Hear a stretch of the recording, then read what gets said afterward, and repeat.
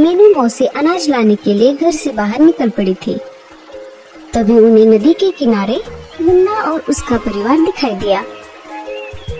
एक तरफ मुन्ना के माता पिता उसे तैरने के लिए सिखा रहे थे और दूसरी तरफ लाडू चिड़िया अपने बेटे टीलू को उड़ना सिखा रही थी। मुन्ना, आ जाओ पानी के अंदर, डरो मत बेटा, तुम्हें कुछ भी नहीं होगा। नहीं माँ, मैं नहीं आऊँगा। पिछली बार मैं जब नदी में खेलने के लिए उतरा था, मछली के चक्कर में बह गया था। मुझे तैरना नहीं आता माँ। मुन्ना, ऐसे डर कर तुम तैरना कभी भी नहीं सीख पाओगे। चलो अंदर आ जाओ। नहीं पापा, मैं ऐसे ही बाहर ठीक हूँ, आप ऐसे ही मुझे नहीं लाइए।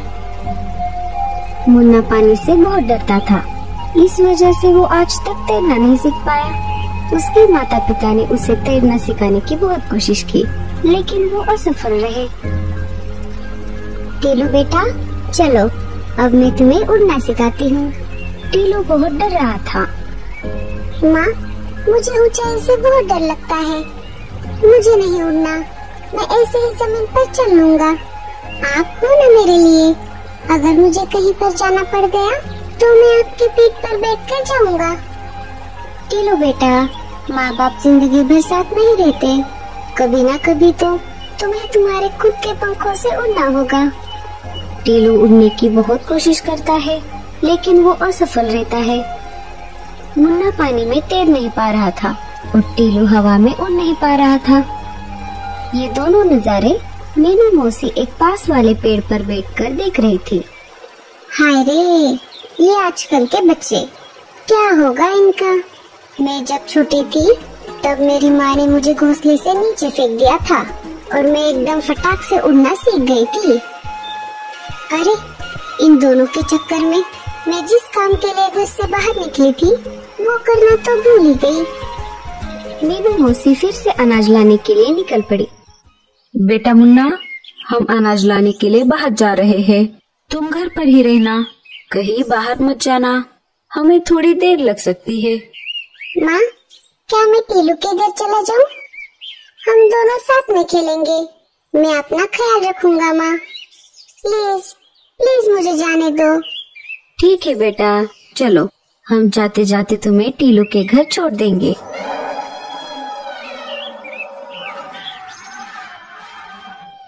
तीनों मिलकर लाडू के घोंसले के पास आ जाते हैं। लाडू भी मुन्ना के माता पिता के साथ अनाज लाने के लिए निकल जाती है। मीनू मौसी अनाज खोजने के चक्कर में चीलों के इलाके में आ गई थी। अरे वो चील के बच्चे, मैंने एक हफ्ते से कुछ नहीं खाया। आज अगर तू मेरे लिए कोई शिकार लेकर नहीं आया तो मैं तुझे ही खा जाऊंगा। अब जल्दी से जा और मेरे लिए कोई अच्छा सा शिकार लेकर आ। शिकारी चील जंगल के राजा बाघ का चेला था। दोनों मिलकर मारे हुए शिकार को मिल बांट कर खाते थे। शिकारी चील का बस एक ही काम था, दिन भर जंगल में घूमना और अपने मालिक के लिए कमजोर शिकार ढूंढना। शिकार के लिए चील जानवरों की कमजोरी को ढूंढता और फिर उनके कमजोरी का फायदा बाघ और चील दोनों मिलकर उठाते। मुझे कैसे भी करके मेरे मालिक के लिए अच्छा सा शिकार ढूंढना ही पड़ेगा, नहीं तो आज मेरी खैर नहीं।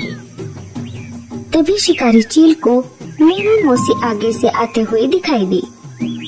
चलो इसे ही पकड़ लेता हूँ, बड़ा ना सही, इस छोटे शिकार को लेकर जाता हूँ, कम से कम मेरी जान तो बच जाएगी।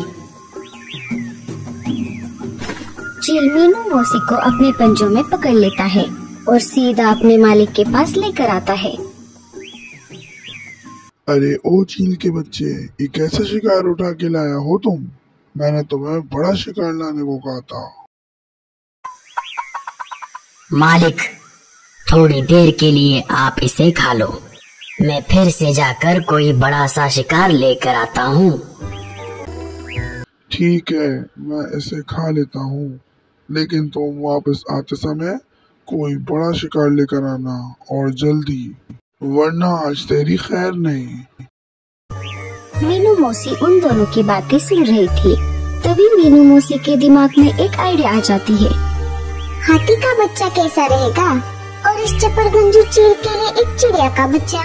क्या क्या कहा? हाथी का बच्चा? हाथी का गोश्त तो खाने में बड़े मजे का होता है, लेकिन तुम कहाँ से लाओगी हाथी का बच्चा? तुम तो एक छोटी सी चिड़िया हो। अगर आप मेरी जान बख्श देंगे तो मैं आपके लिए हाथी का बच्चा लेकर आऊंगी। मालिक, ये हमें फंसा रही है। आप इसे खा लीजिए, मैं अभी जाकर बड़ा सा शिकार लेकर आता हूँ। चाहे तो आप इस चील को मुझ पर नजर रखने के लिए मेरे पीछे लगा दीजिए। अगर मैं रात तक शिकार लेकर नहीं आई तो कल आप मुझे खा लेना। ठीक है। आप एक काम कीजिए, शाम होते ही हमारे जंगल में जो झरना है वो जहाँ से बहता है वहाँ पर आ जाना। मौसी वापस निकल पड़ती है। चील भी मौसी का पीछा कर रहा था। वो जंगल में आ जाती है। नदी के किनारे उन्हें टीलू और मुन्ना खेलते हुए दिखाई देते हैं। तभी उन दोनों के पास कालू कौवा आ जाता है। अरे, तुम दोनों अकेले यहाँ पर क्या कर रहे हो? तुम्हारे माता पिता कहाँ पर गए? जी, मेरे मम्मी पापा और लाडो आंटी तीनों मिलकर अनाज लाने के लिए बाहर गए हैं। अच्छा, ठीक है, अपना ध्यान रखना। मैं अभी घर जा रहा हूँ। ठीक है कालू मामा। कालू कौवा वहाँ से निकल जाता है। अच्छा हुआ इनके माता पिता यहाँ पर नहीं है। चलो, यही सही मौका है। मीनू मौसी उन दोनों के पास आ जाती है। अरे टीलू मुन्ना, जल्दी चलो। तुम्हारे माता पिता को शिकारी इंसानों ने पिंजरे में बंद किया है। वो तुम्हें आखिरी बार देखना चाहते हैं। मैं वहीं से गुजर रही थी, उन्होंने मुझे तुम्हें बुलाने के लिए कहा है। टीलू मुन्ना के पीठ पर बैठकर मौसी के पीछे पीछे निकल पड़ता है। आंटी, कहाँ पर है मेरे मम्मी पापा? माँ, माँ। अरे यही पास में है। थोड़ा आगे जाते ही एक झरना है, वहीं पर वो पिंजरे में कैद है। चील उनके पीछे ही था। इधर बाघ झरने के पास आकर घात लगाकर बैठ गया। मीनू मौसी टीलू और मुन्ना को झरने के पास लेकर आई। बाघ बाहर आ गया। अरे वाह चिड़िया, तुमने तो तुम्हारा वादा निभा लिया। अब तुम जा सकती हो। अब यहाँ से चली जाओ। मीनू मौसी वहाँ से निकल जाती है। मुन्ना और टीलू समझ जाते हैं कि मौसी ने उन दोनों को फंसाया है। वो वहाँ से भागने की कोशिश करते हैं। अब तुम भाग नहीं सकते। बाघ उन पर झपटने ही वाला था, तभी मुन्ना झरने में गिर जाता है। टीलू तो उड़ नहीं सकता था, साथ ही साथ टीलू भी उसके साथ झरने में गिर जाता है। बाघ और चील वहाँ से डरकर भाग जाते हैं। दोनों झरने में डूब रहे थे। मुझे अब कैसे भी करके उड़ना ही होगा, किसी से मदद लेनी पड़ेगी। टीलू पानी से उड़ने की कोशिश करता है और कोशिश करने पर वो धीरे धीरे उड़ने लगता है। टीलू उड़कर मदद के लिए जंगल में आ जाता है। इधर मुन्ना बहते बहते किनारे तक आ गया था और उसके नाक और मुंह में पानी चला गया। इस वजह से वो बेहोश हो गया। टीलू लाडो चिड़िया और मुन्ना के माता पिता को ढूंढ लेता है। वो झरने के किनारे आ जाते हैं।